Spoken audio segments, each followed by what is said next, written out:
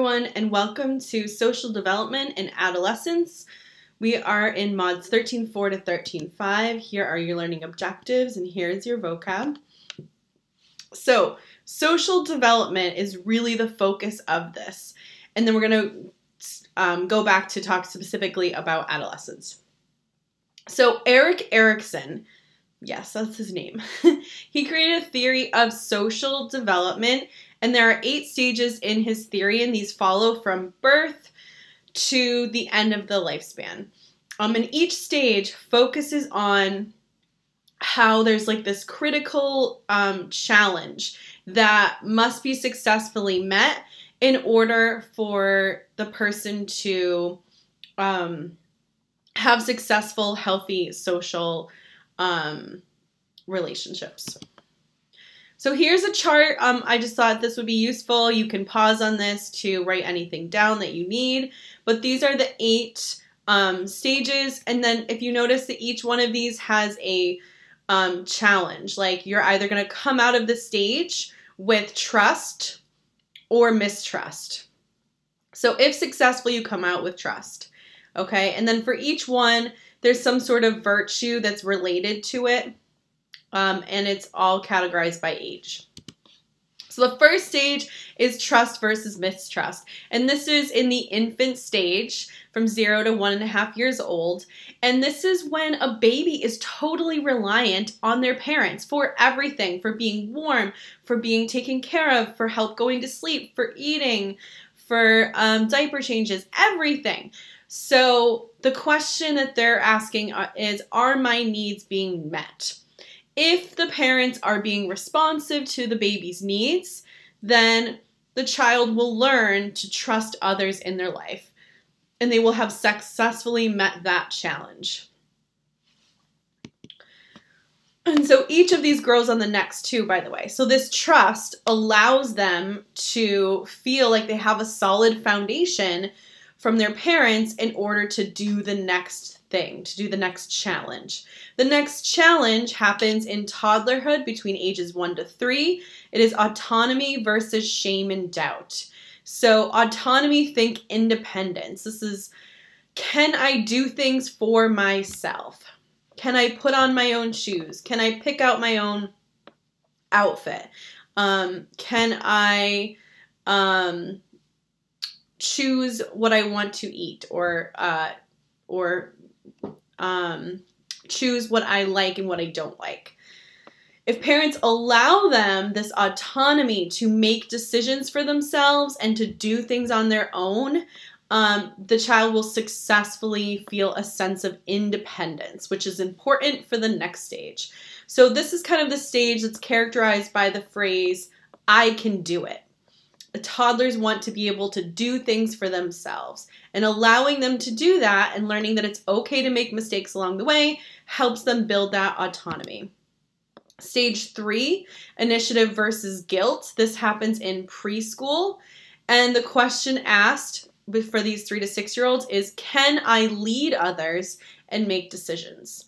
So parents in this, working with children in this stage, should encourage the child to join play, group play with others, to be curious in their play, to be creative, like pretend play is very important to this social stage, and to come up with new games or make compromises with others, to learn how to do like group activities and take lead sometimes, take initiative.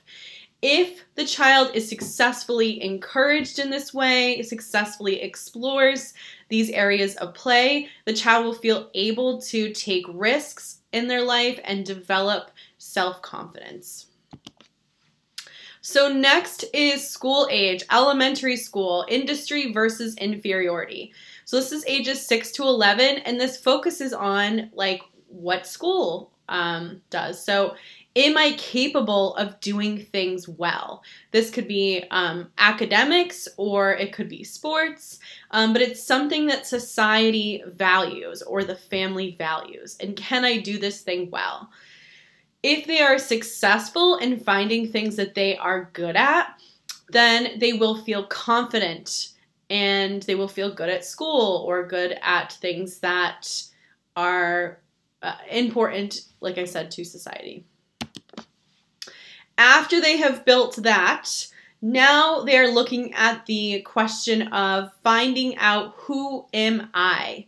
Identity versus role confusion. And this happens in the teenage years between 12 to 20.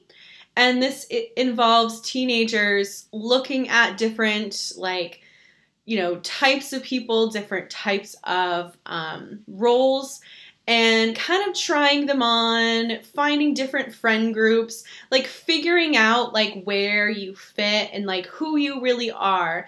Sometimes it's, you know, easier to, or we tend to kind of like conform to a certain group, but it's not necessarily who we are. So it's kind of like trial and error and figuring out where you truly fit, who you truly are. If this is an unresolved task, then the teenager might feel confused about their identity or still kind of seeking it out. They might be pressured into identifying in ways that they don't really like feel satisfied with or don't resonate with them. But if they're successful, they're able to truly discover and express their identity. They're able to answer that question. So once you figure out who you are, see how these all build upon each other. You've built self-confidence, autonomy, you figured out identity. Now the next challenge is intimacy versus isolation. So this is young adulthood from the 20s to early 40s.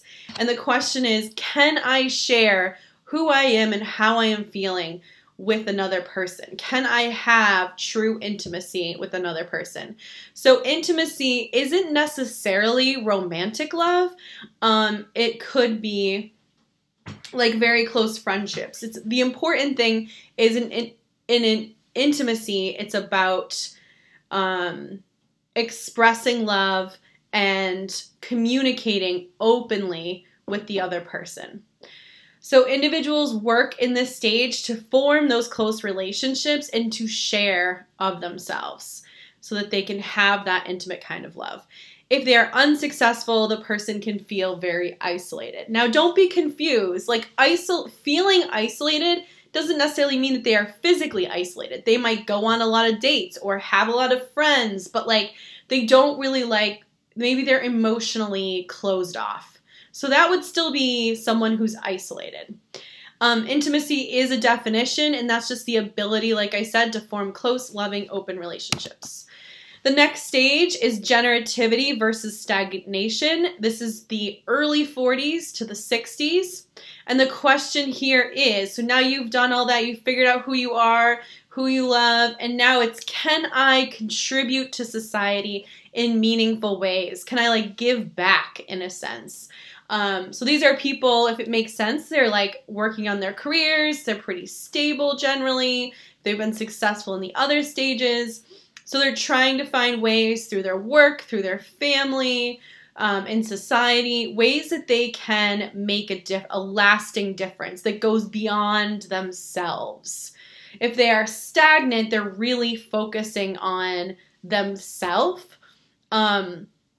Sometimes we might say that the person who's in stagnation is experiencing kind of like a midlife crisis because they don't want to like let that go. They don't want to think beyond.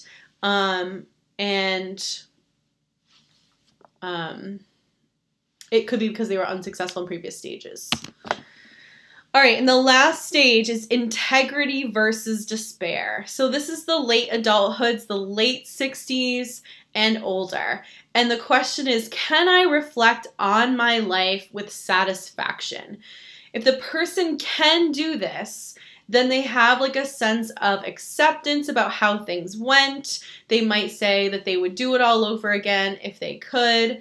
If they were unsuccessful, they might be really fixated on certain situations that they really regret, or bitterness between, you know, family members or people in their lives that they haven't really like gotten over. So they do have regrets. All right, some notes on identity versus role confusion. So there are some characteristics of the identity stage that you might, I was going to say identify with, but relate to. And that is number one, experimentation. Like, how do you figure out who you are without trying on a few hats, trying out some new clubs, some new courses, some new social situations, social groups, right?